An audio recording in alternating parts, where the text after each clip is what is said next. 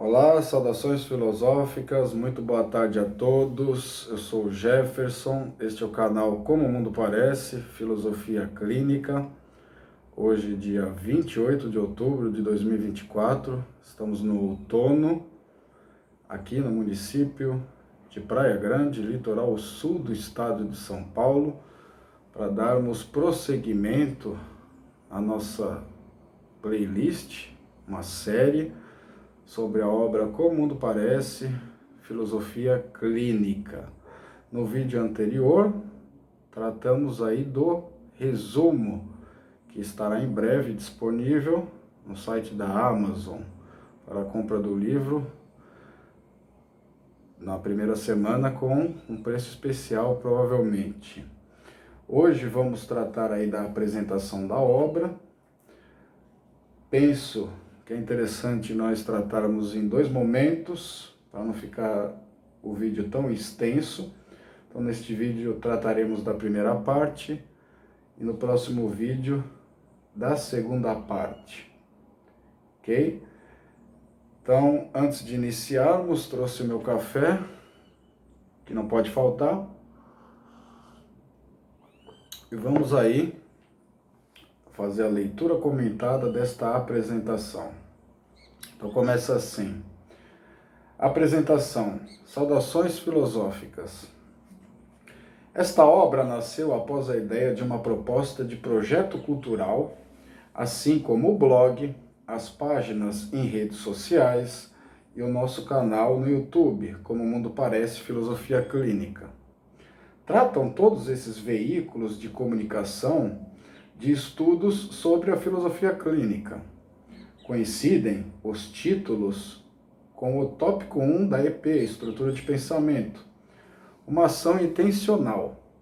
As iniciativas atendem necessidades objetivas e subjetivas, ambas prementes.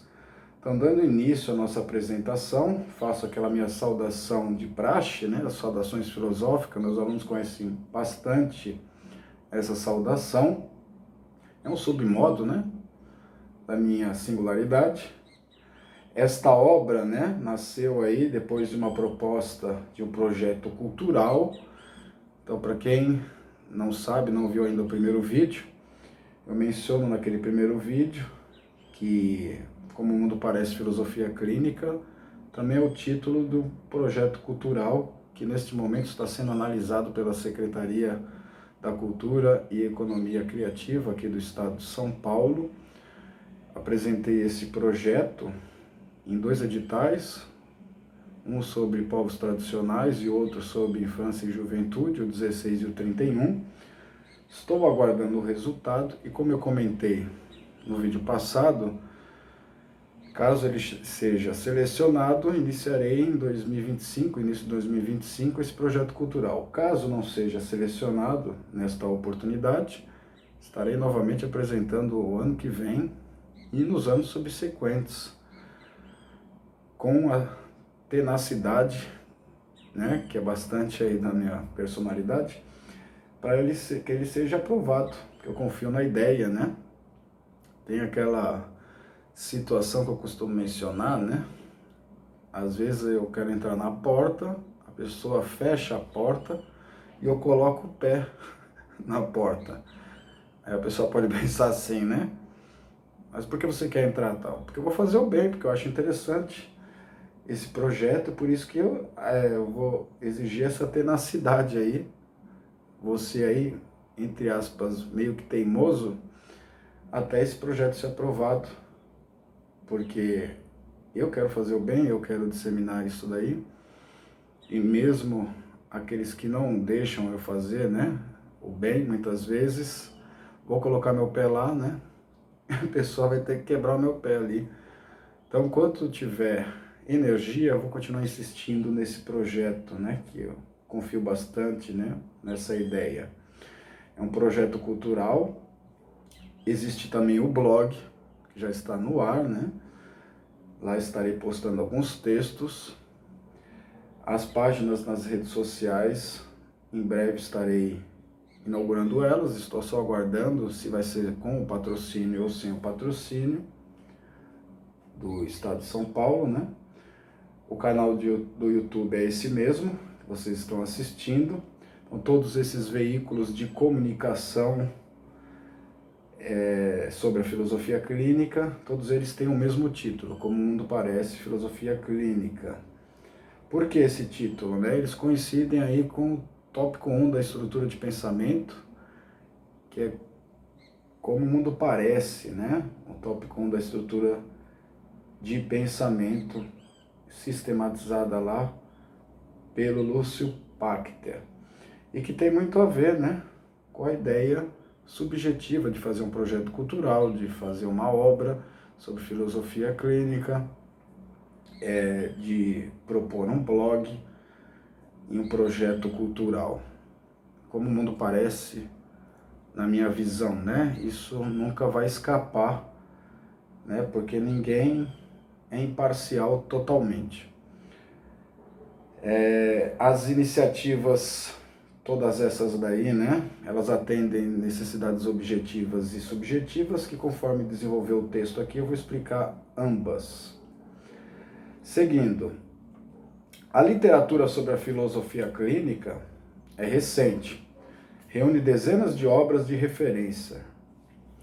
Apenas uma com o conteúdo da sua metodologia técnico-didática.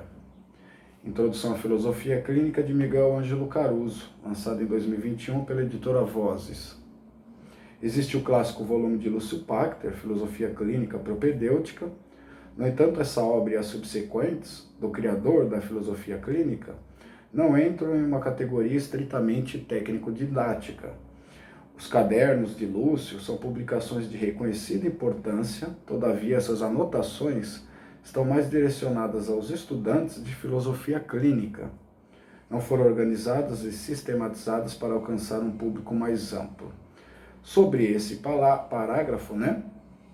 Digo aqui que a literatura sobre a filosofia clínica é bem recente, data aí da década de 90 para cá, então, portanto, preenche aí a década de 90, o início do século 21, a outra década desse nosso século e meados desta década aqui, né? Então aí tem precisamente, se a gente for contar aí, 97, por exemplo, né? Não tem nem 30 anos ainda, né? Então é bastante recente essa bibliografia, perto de outras ciências, né? Vamos dizer assim. Embora seja recente, possui aí uma dezena de obras aí bastante significativas, algumas das quais estarei comentando aqui, principalmente a Introdução à Filosofia Clínica de 2021, de Miguel Ângelo Caruso, que é bastante didática, bastante pedagógica e dá uma visão muito importante sobre a filosofia clínica. Existe a clássica obra do Lúcio Pachter, né, a Filosofia Clínica Propedêutica, que foi a primeira lá na década de 90, foi esgotada as edições, muitas vezes se encontra em sebos. Agora tem uma editora aí que está republicando as obras do Lúcio Pachter, né? Então vai ter uma facilidade maior de acesso, não só a Filosofia Clínica Propedêutica, como buscas, etc. Mas mesmo essa obra do Lúcio Pachter, ela não pode ser classificada aí na categoria de uma obra técnico-didática, né? Bastante romântica.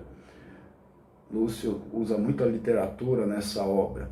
Os cadernos dele, né, são vários, que os estudantes têm contato na especialização, são mais aí direcionadas para a própria pós-graduação em filosofia clínica, não são voltadas aí precisamente para o público em geral. Desse modo, fica uma lacuna, né, para um público mais amplo, razão pela qual o projeto cultural da nossa iniciativa pretende também preencher um pouco dessa lacuna aí de divulgação. Em relação às nossas iniciativas e esforços objetivos, visam contribuir e dar prosseguimento aos trabalhos da atual geração de filósofos clínicos, os quais têm construído uma bibliografia de qualidade. Strasburger, na apresentação da obra Introdução à Filosofia Clínica, de Miguel Ângelo Caruso, aponta a necessidade objetiva. Então, como eu havia dito, que trataria aí de ambas necessidades prementes. Primeiramente aqui a objetiva, a iniciativa objetiva atende, pretende aí dar prosseguimento aos trabalhos da atual geração de filósofos clínicos, no qual se inclui aí Hélio Strasburger, Lúcio Pachter, Fernando Fontoura, Miguel Ângelo Caruso, Dioneia, Paulo, tantos outros aí que têm contribuído para tanto a comunicação sobre a filosofia clínica, como para enriquecer e montar uma bibliografia de qualidade. O Hélio, na obra do Ângelo Caruso, na Introdução à Filosofia Clínica, tem uma passagem bastante interessante que eu resolvi citar aqui nessa apresentação. Vamos a ela, abre aspas. Desde o livro Filosofia Clínica Propedêutica, de Lúcio Pachter, com sua primeira edição em 1997 pela editora Age de Porto Alegre, além dos cadernos didáticos, escritos e reescritos, ainda se aguardava uma introdução didática ao leitor interessado no tema. Sua publicação preenche uma lacuna na bibliografia da matriz filosófico-clínica. Isso foi dito pelo Strasburger, na apresentação da obra Introdução à Filosofia Clínica, do Miguel Ângelo Caruso, edição, primeira edição, 2021, página 11. Então, comentando essa passagem, o Hélio dizendo aí a respeito do Propedêutica do Lúcio Pachter, que a primeira edição foi feita em 1997. Além dessa obra, tem os cadernos do próprio Lúcio, escritos, reescritos, mas ainda se aguardava um livro técnico-didático, mais pedagógico, e a Introdução à Filosofia Clínica do Miguel Ângelo Caruso completa bem essa lacuna aí que havia na bibliografia de matriz clínico-filosófica. Caruso, no tópico A Sistematização da Filosofia Clínica, explica um pouco sobre o seu intuito ao escrever seu livro, algo parecido com o que pretendemos, enquanto estudante, pesquisador e futuramente filósofo clínico. Então, Ângelo Caruso, lá no tópico A Sistematização da Filosofia Clínica, da sua própria obra, explicou um pouco o seu intuito ao escrever esse livro, que enriqueceu bastante a bibliografia da filosofia clínica. Muito parecido com o que nós pretendemos, que eu vou comentar mais à frente. Enquanto estudante, estou aí no 16º módulo da especialização em filosofia clínica. Faltam 2 meses aí para conquistar o certificado B. Ano que vem já estou me programando para fazer o pré-estágio, o estágio supervisionado, para dar continuidade na formação. Então, mesmo aí no curso, dessa primeira parte da formação, tenho sido um pesquisador, um estudante, tenho produzido algumas coisas, os vídeos, alguns escritos aí no blog, o próprio texto aqui que nós estamos examinando, e futuramente continuar isso quando obter aí a qualificação de filósofo clínico. Então vamos ver as razões aí de Caruso, o intuito dele de escrever o livro. Abre aspas. Desde as primeiras definições da filosofia clínica até as propostas pelos filósofos clínicos atualmente, há margens interpretativas bastante diversas. As definições do próprio Lúcio Pachter passam por um caráter às vezes poético, que pouco ou nada contribuem para a compreensão dessa nova abordagem terapêutica. Embora parta da mesma matriz estrutural, cada filósofo clínico apresenta uma definição que julga abranger da melhor maneira possível o sentido da clínica filosófica. Fecha aspas. Isso foi dito pelo Caruso na sua Introdução à Filosofia Clínica, de 2021, está na página 30. Então ele menciona aqui, que desde as primeiras definições, conceitos de filosofia clínica, até as propostas pelos filósofos clínicos mais recentes, que produziram também suas obras, há muitas obras interpretativas, Posso citar aqui, por exemplo, a de Will Goya, segundo Lúcio Pachter, analisando ali as obras do Lúcio Pachter, o Caruso diz ali que tem um caráter bastante poético, romântico, né? Como eu disse, que às vezes dificulta aí a compreensão dessa nova abordagem terapêutica. Partem todas da mesma matriz estrutural, que são as etapas do método e tal, mas cada filósofo apresenta uma definição própria. Então, quando ele escreveu essa obra, pretendeu aí apresentar a filosofia clínica com a maior pureza possível, né? Apresentar ela por si mesma. Quanto às necessidades subjetivas, são duas. Uma de divulgação, na qual nossos modestos esforços visam levar a um público mais amplo conhecimentos acerca da filosofia clínica, e a outra, diria que parte de aptidões submodais. Consideremos que a escrita é o principal canal de semiose da minha estrutura de pensamento e que, enquanto estudante de filosofia clínica, quero comunicar e dar vazão também pela semiose da palavra falada ao que tenho estudado e aprendido, razão pela qual temos produzido conteúdos audiovisuais. Então, sobre as necessidades subjetivas, menciono aqui que são duas, já mencionei a objetiva anteriormente. A primeira delas aí é de divulgar a filosofia clínica, de constituir aí um registro histórico, para ficar aí nas plataformas audiovisuais, né? O esforço aí de levar um público mais amplo à filosofia clínica, razão pela qual estou trabalhando aí também no projeto cultural, e a outra vem de aptidão submodal, né?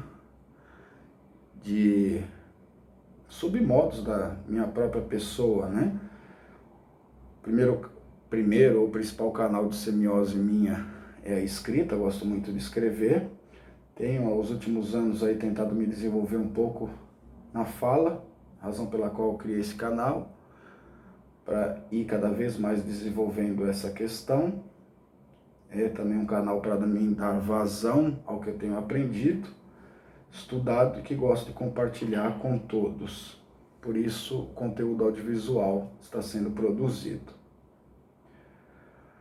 Vamos para o último parágrafo do texto dessa primeira parte, né, da nossa apresentação.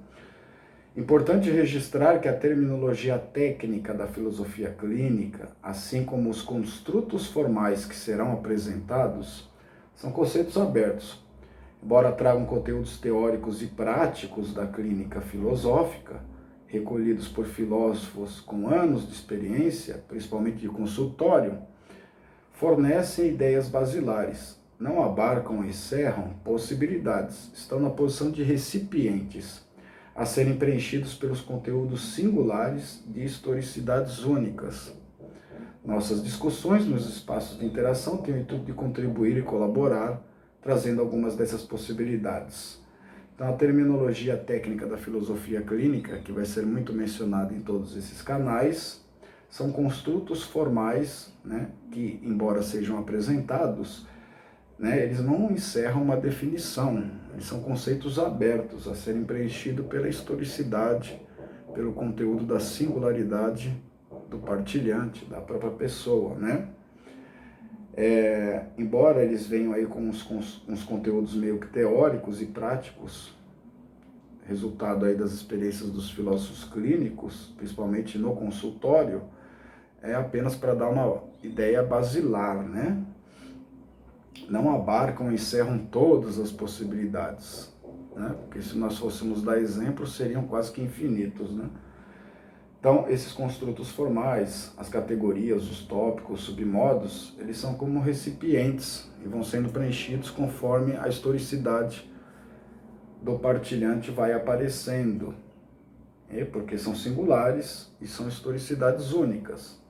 Então, as nossas discussões nesses espaços, né, no blog, aqui no canal, na própria obra, têm o intuito de contribuir, colaborar, enriquecer toda essa bibliografia, todos esses comentários sobre a filosofia clínica, trazendo, acrescentando aí algumas dessas possibilidades, certo? Então, a primeira parte eu encerro aqui. No próximo vídeo teremos aí mais uma parte do texto que vamos tratar, né? A apresentação número 2, que me parece aqui ser um pouco mais extensa do que essa apresentação 1, mas vamos com calma, né, para os vídeos não ficarem tão extensos. Agradeço a todos pela participação no canal, inscrições, curtidas, comentários, compartilhamentos, que possamos fortalecer esse canal, não só o meu, mas de todos os filósofos clínicos, para o próprio bem da filosofia clínica, ok? Então, assim sendo, agradeço a todos e aguardo aqui todos vocês para o nosso próximo estudo.